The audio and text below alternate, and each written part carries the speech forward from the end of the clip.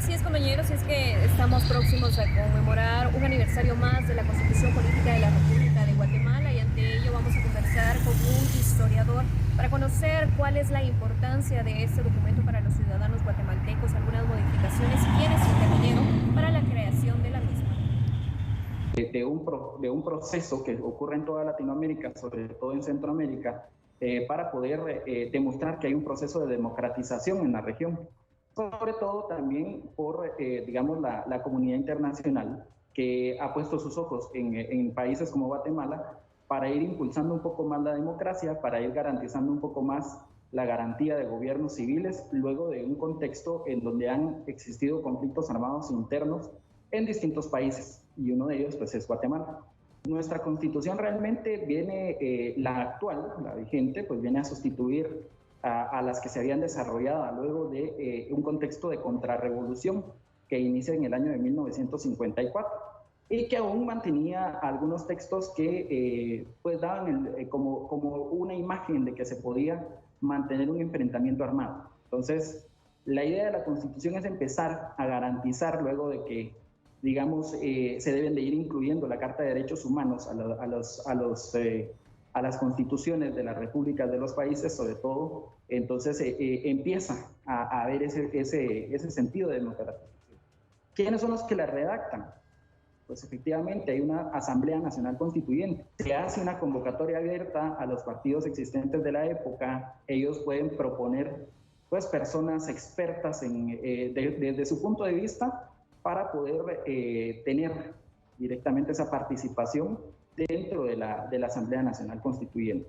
Son partidos pues, que, por ejemplo, podríamos recordar a la democracia cristiana, heredera de intelectuales como Alberto Fuentes Mohr, Manuel Colom Argueta, entre otros, que son parte directamente de este momento, digamos, en donde se empieza a discutir estos detalles de la Constitución. Ahí participan pues, personas que muchos recordaremos como constituyentes muy participativos, como el caso de José Mario García La Guardia, como Francisco García Bauer, que es también una de las primeras veces que la Asamblea Constituyente tiene un constituyente de origen maya, que es Mauricio Quistán. Además de muchos otros que proponen a expertos con enfoques distintos precisamente para que haya una nivelación y que exista esa imagen de democracia civil. Cambios o modificaciones, bueno, se han tratado de realizar modificaciones. El objetivo ha sido democratizar el país. Es debatible desde varios enfoques si eso ha sido funcional o no, sobre todo, digamos, los cambios que se hicieron en el año de 1993, donde se accede, por ejemplo, a hacer reformas como los antejuicios a los diputados, entre otras cosas. La importancia de conocer la Constitución, realmente esto tal vez es una versión un poco más que historiador como docente, y es porque es la carta fundamental de los derechos humanos de cada guatemalteco, cómo es la interpretación guatemalteca de esos derechos humanos, que pues son universales, ¿verdad?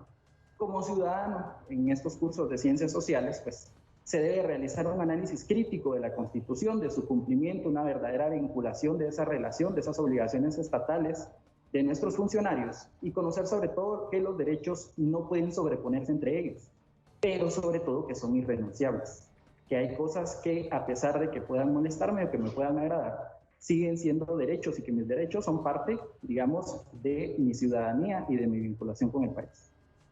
¿Qué sería un país sin constitución? Bueno, la idea de los estados modernos es que exista una división de poderes. O sea, traducido a nuestras palabras sería nadie está por encima de la Constitución, nadie estaría por encima de esta carta que en ciencias sociales nosotros siempre enseñamos que es la ley fundamental de un país. Algo que muchas veces como ciudadanos se nos olvida. Le agradecemos al historiador Luis Gélix por esta explicación, y es que es importante recordar que para este 31 de mayo se conmemorarán entonces 37 años de la creación de la Constitución Política de la República de Guatemala, y para lo cual también se tienen previstas algunas actividades oficiales en conmemoración de la misma. Así que es parte de la información que tenemos. Regresamos con ustedes.